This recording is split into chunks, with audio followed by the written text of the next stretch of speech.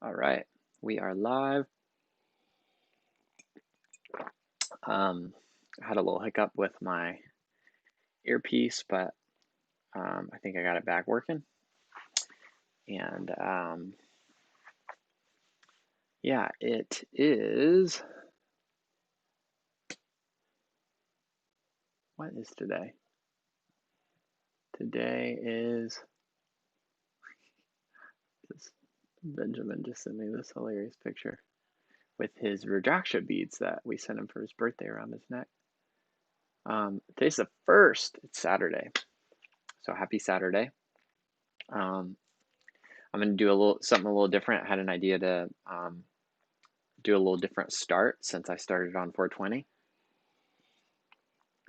and show you guys how I get high now. Um, and this is a huge part of my um, personal path I've found, and kind of the core of my current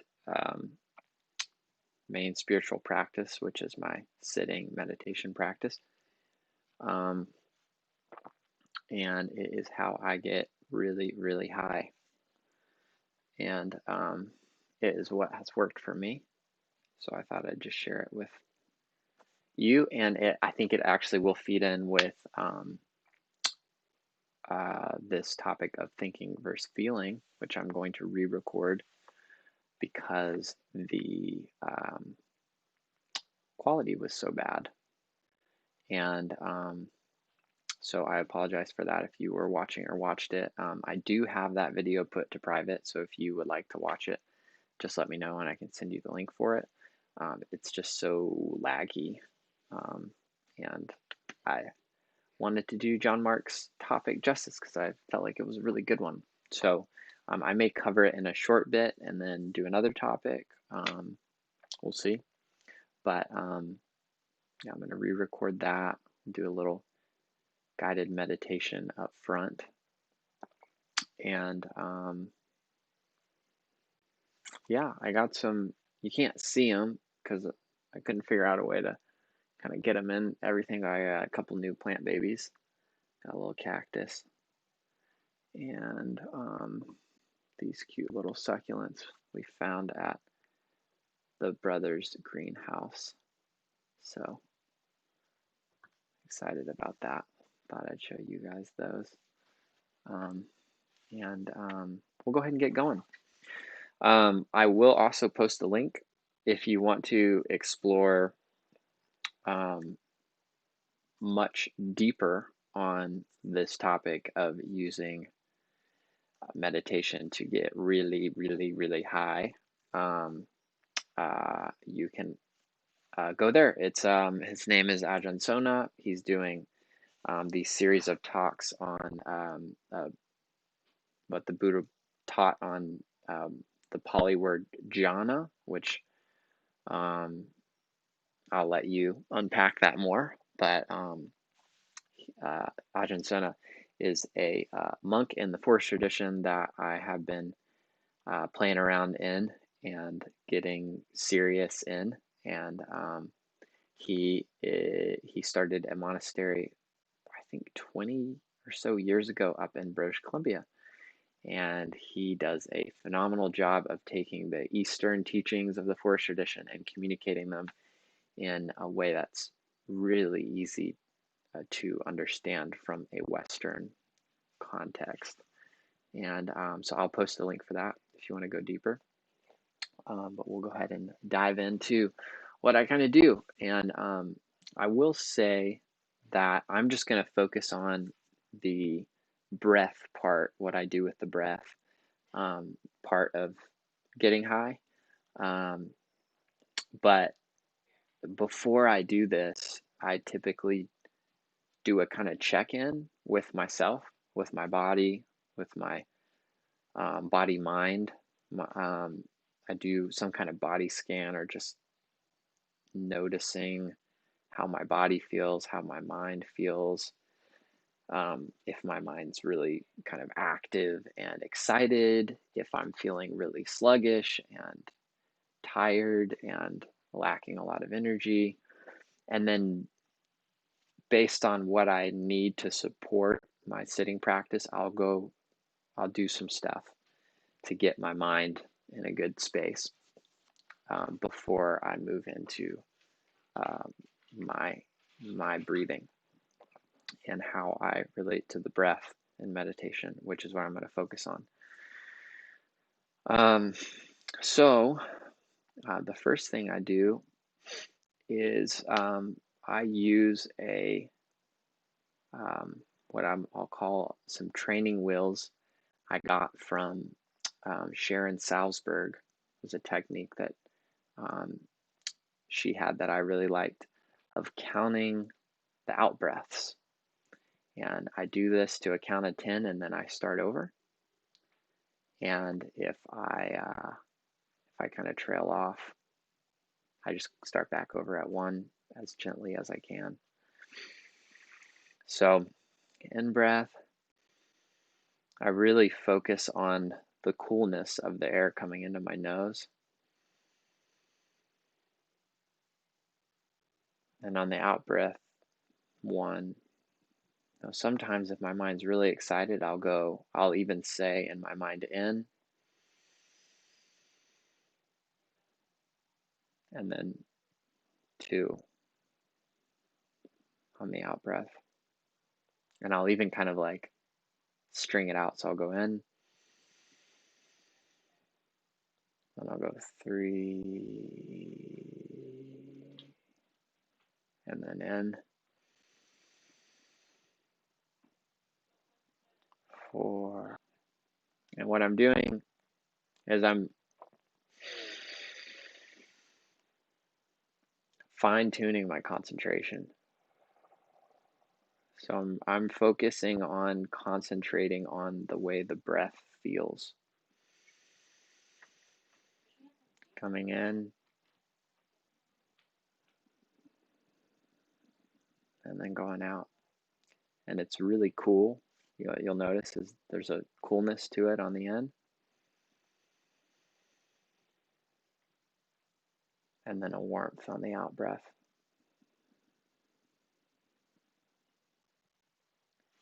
And a lot of times I'll play even especially if my mind's really excited, I'll play with kind of my imagination. So I'll imagine myself breathing in this like cool, calming mist and filling my head with it.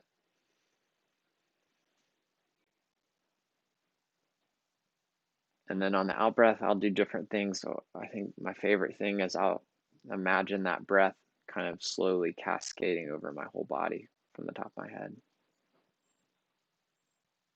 I'll do that a couple. Let me check real quick and see how the stream's doing.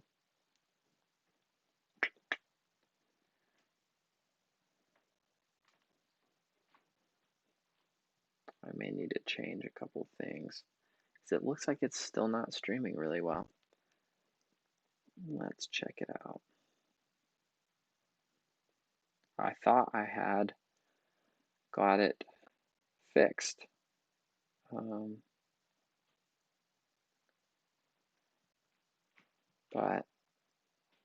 body from the top of my head. Seems like it's still lagging.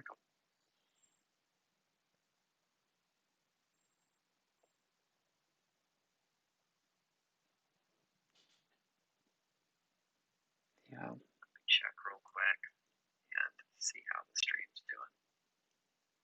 Yeah, it looks like it's lagging. Okay. I'll be right back. I'm going to try to change something real quick and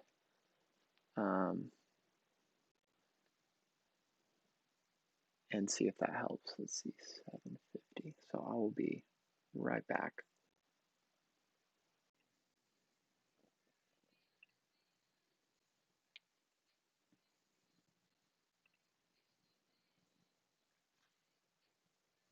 Okay. Let's see how that is.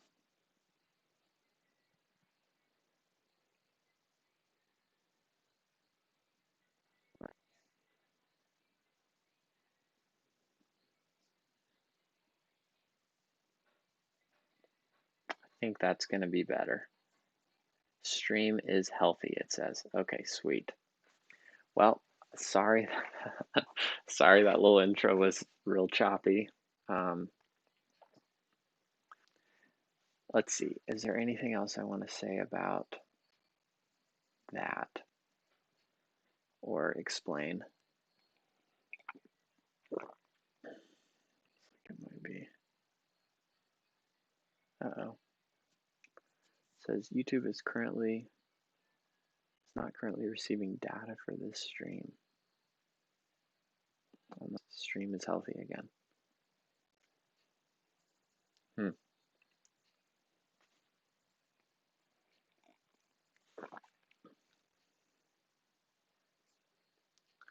Have to figure this out.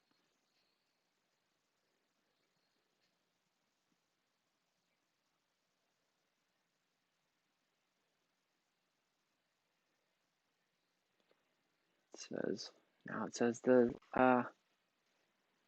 stream is poor. This must be an internet issue.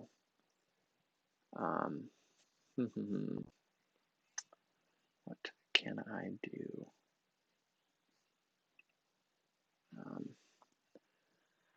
I really thought it was something I could do different on this side.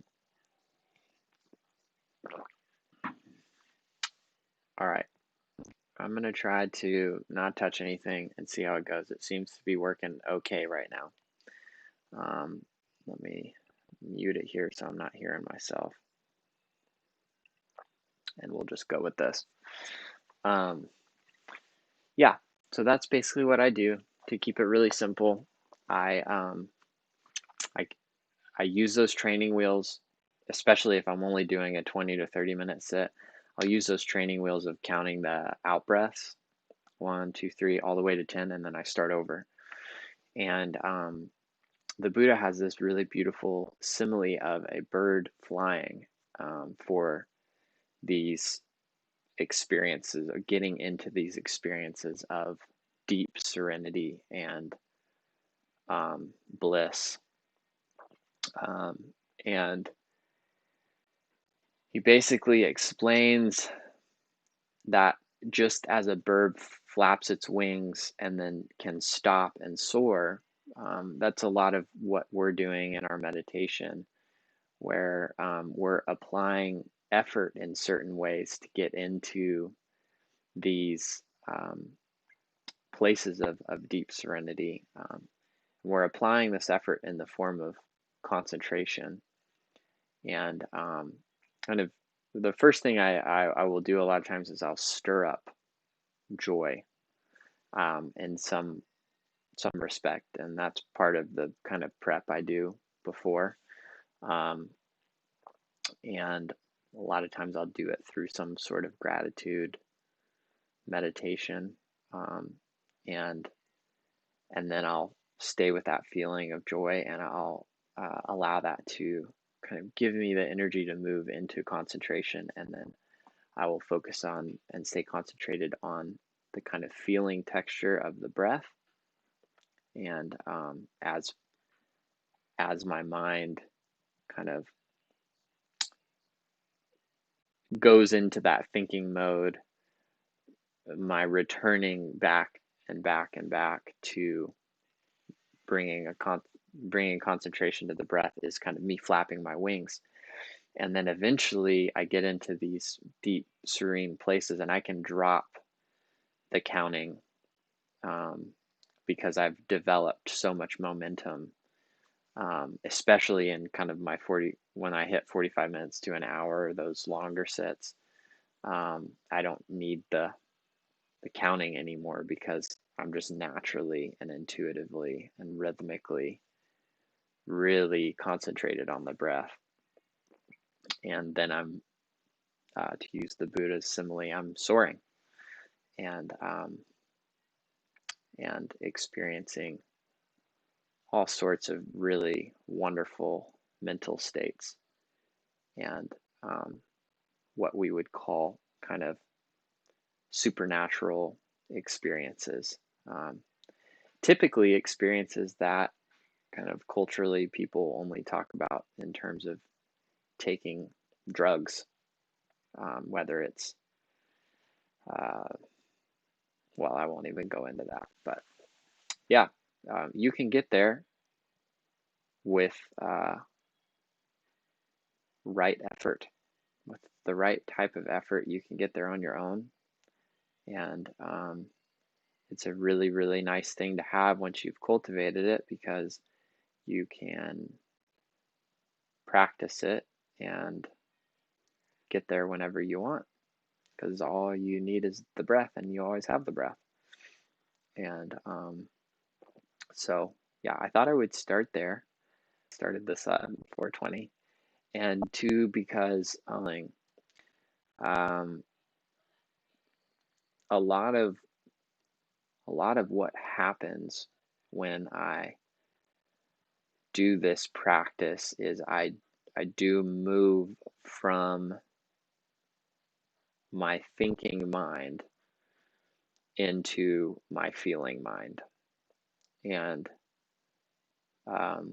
maybe a better way to say this is I move from my analytical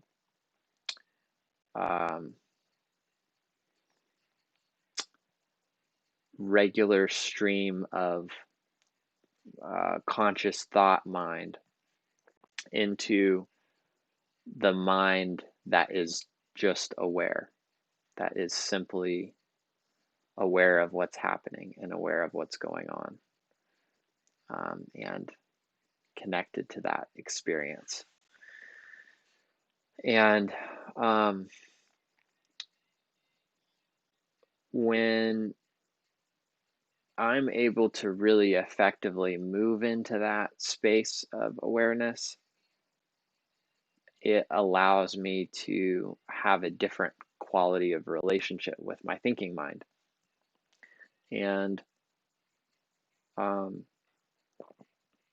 it helps me really know, one, like have a better understanding of and awareness of the things that I am thinking.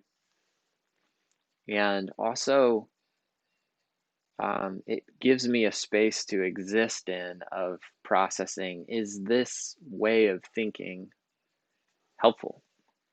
What is kind of the effect of it? What is the effect that thinking these thoughts is having on me? And what is the effect that thinking these thoughts is having on other people? And this is a really important place for me to be in, because I really care about the impact I'm having on myself and on other people. And the more I'm able to fine tune my internal kind of thought life, and the things that I think about, and the way that I process things, the more effective I'm able to be at really being able to ask the right questions and then make the right corrections, along the lines of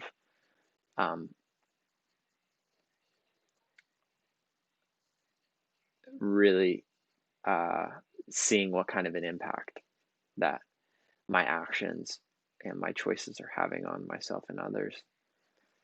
And I don't really have much of a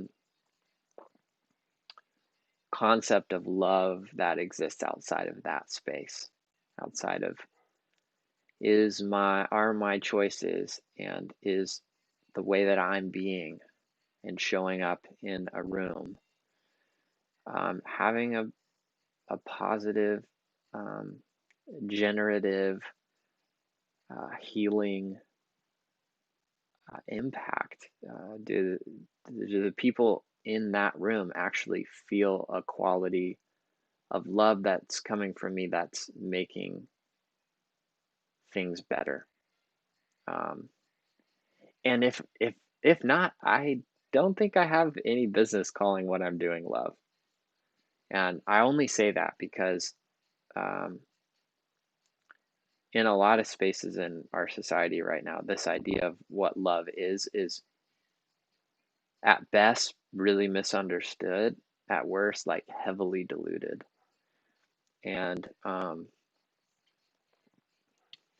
think for me, anyways, coming back to being able to really qualify what is this thing called love, and how can I find some kind of pathway to grow in it and develop in it that isn't perfectionistic, where I'm expecting myself to be this perfect person, but also isn't just lackadaisical and super relaxed and carefree to an extreme of carelessness in this idea.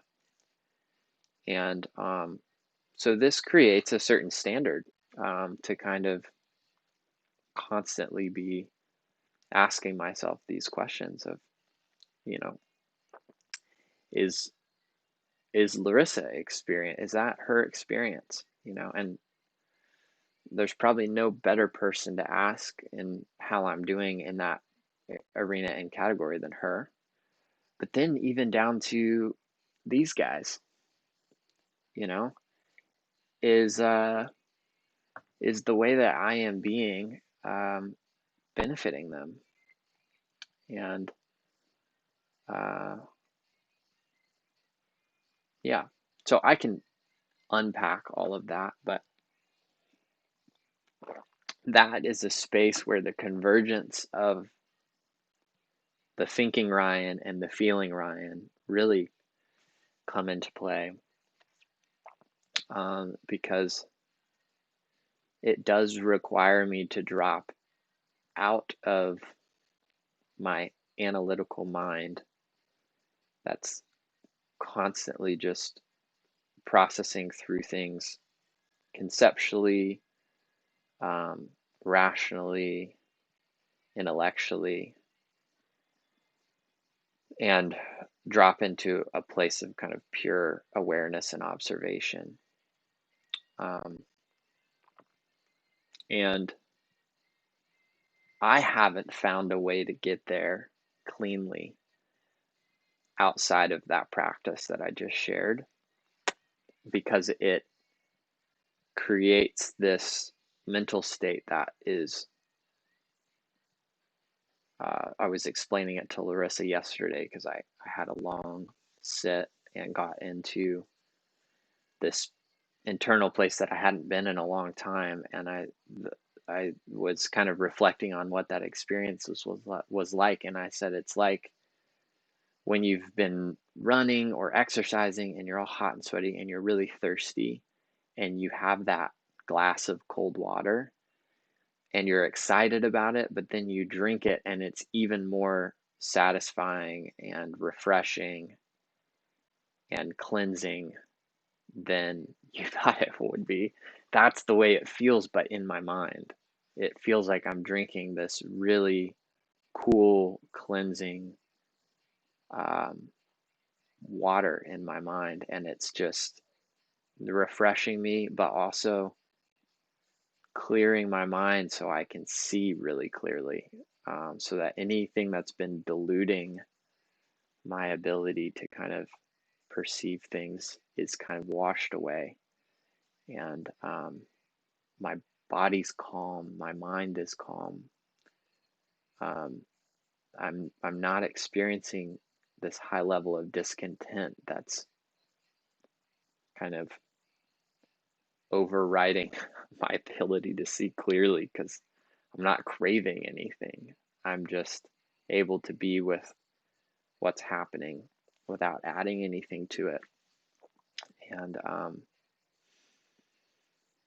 and yeah, I uh, I'll leave that thought there. I'm gonna wait for like a minute, and I'm starting this new format, and I think I've already talked for longer than 10 minutes. I'll leave that there. hit pause for a minute and see if there's anything else I want to say about thinking versus feeling.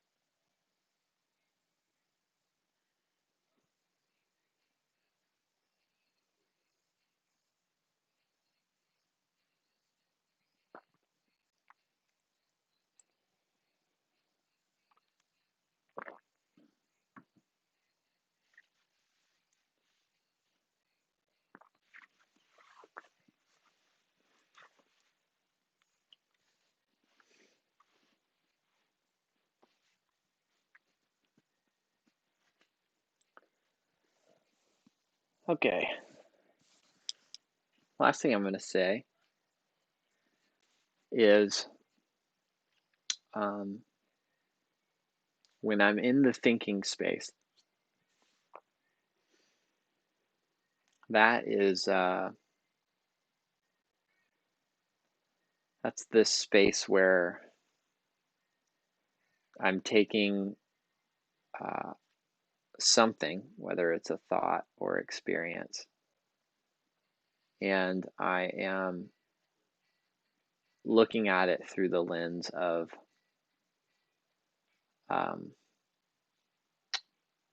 my ideas, my experiences. I'm kind of applying this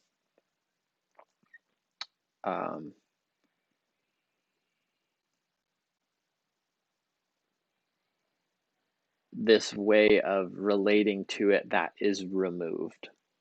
That's the best way I know how to explain the thinking mind, is it's removed.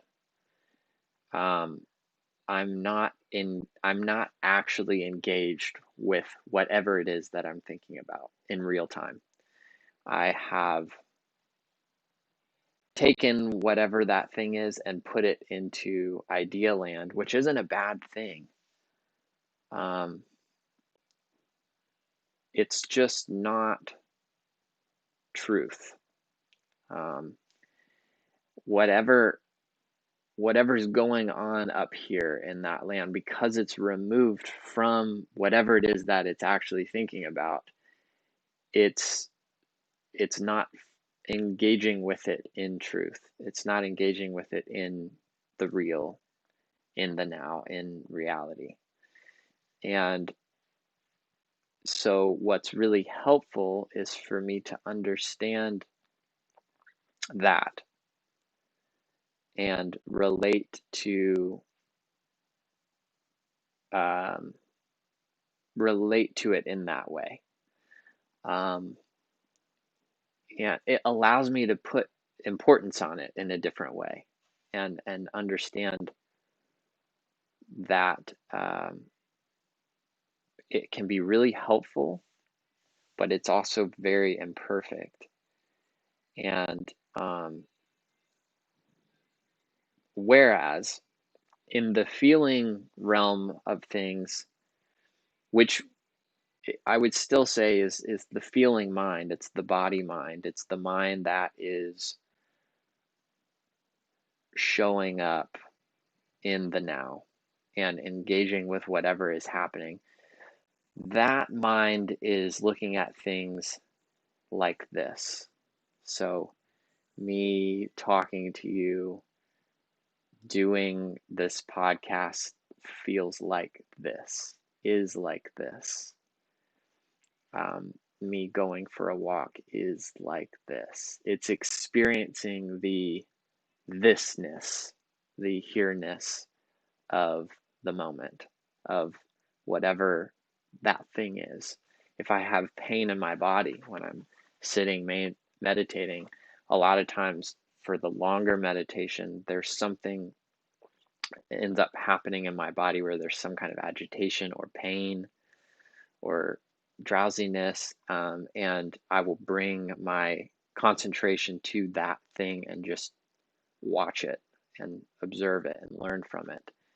And the thing that's happening is there's this kind of internal movement of that pain is like this.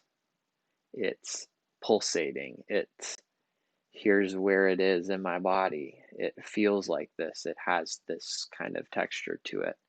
And I actually, in my kind of feeling mind, I get as close to that sensation as I can so that I can really watch it and observe it and learn from it. And so that's kind of the feeling space. It's not necessarily emotions or even bodily sensations. It's everything that can be experienced from that moment or that experience or that person. Um, and I'll land the plane on this. Um, my friend Drew, um, whenever I would talk to him about people, he would always ask this question. Not always, a lot of times he would say, "What's it like to sit across the table from them?" And it was a really beautiful question because what it was doing is it was getting me out of the facts about this person or the kind of typical what do they do, you know, the kind of tertiary surface things. And Drew was like, what are they like? What's it feel like to be with them? And that's that's a huge posture shift, that is, I think even telling that story can kind of give you a sense more than I can communicate with words of the kind of movement of being in the thinking mind versus the movement of being in the feeling mind. Is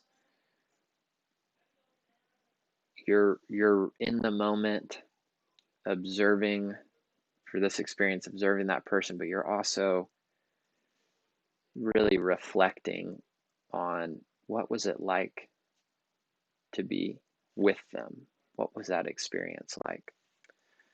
And what did it feel like to be in that city, in that restaurant, in that house, on that run, um, in that meditation time? Um, and is very, I think, natural for us to reflect in a very analytical thinking way and try to give the facts and give, well, I was doing this. Well, this is what was showing up and this was what was occurring. It's a lot more vulnerable, and I think it requires a deeper presence from us and a fuller showing up to say it was like this. It felt like this. Um, So, yeah, hope that's helpful. That's kind of the way that I process um, these things. And I hope that this video wasn't as choppy. I've still got to figure out what's going on because even now it says my stream health is poor. Um, and it sounds like it's kind of coming and going. So I'll have to figure out what's going on with that. Excuse me. Yeah, see, now it says it's excellent. What to do, what to do. Um, so we'll keep troubleshooting, and even if this one's choppy, I'll still leave it up and try to make it better next time. I'm at 35 minutes, so I don't think I'm going to hop onto a new topic because I'd like to have breathing room for a different topic.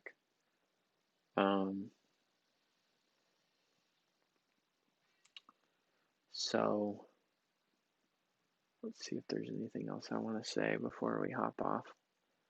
tack onto the tail end of this.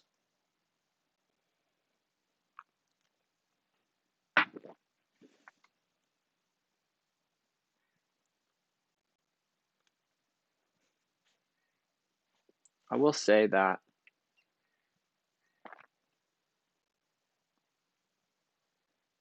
maybe right now, one of the most transformational things we can do is to create some time for us to get into a safe enough space to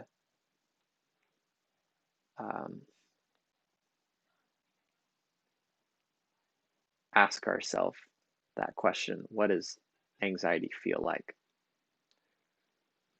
And to try to get into a posture where we can honestly say, oh, my anxiety feels like this. And when I am really anxious, it feels like this in my body. At all times, anxiety feels like this. And even if we're describing it and what's coming out is the same stuff, just the act of showing up to our anxiety and feeling it and being with it and observing it and becoming aware of it um, is going to be really helpful. There are a lot of things we can do to lessen and lower our anxiety. The practice I did at the beginning for me is the most effective one, and the most sustainable one. But there is so much we can learn from our anxiety, and much of the ways that collectively and from a societal standpoint we're handling our anxiety is at best unhelpful, at worst really unhealthy. And we all have our different unhelpful ways of managing our anxiety. And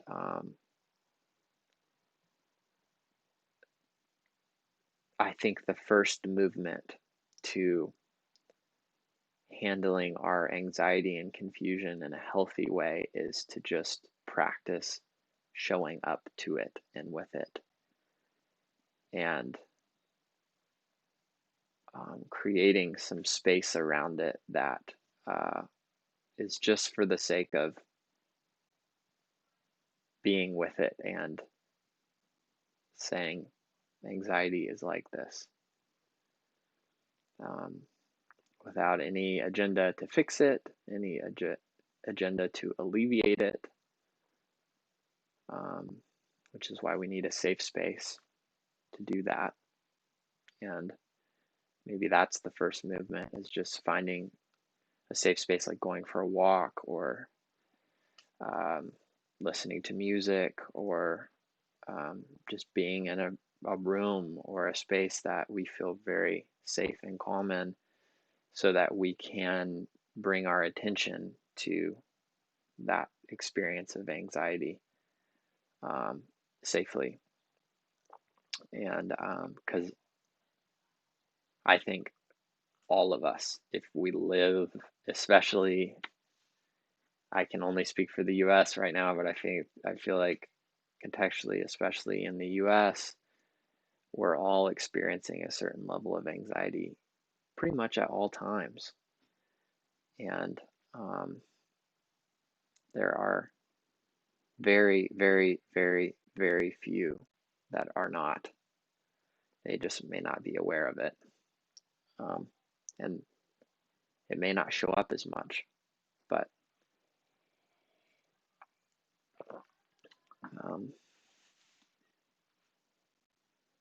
there's so much we can learn from it.